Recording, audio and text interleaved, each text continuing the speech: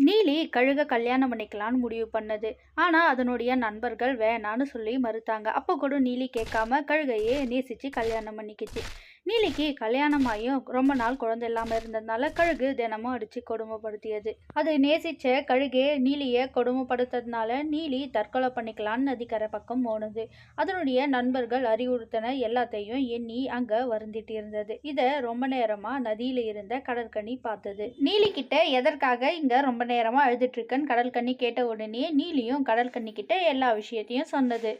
சரி நீலி, நீ அழாத. நீ அழறத பார்த்தா எனக்கே மனசு ரொம்ப கஷ்டமா இருக்கு. உனக்கு குழந்தை பாக்கியம் கிடைக்கிறதுக்கான வழியை நான் சொல்லுறேன்.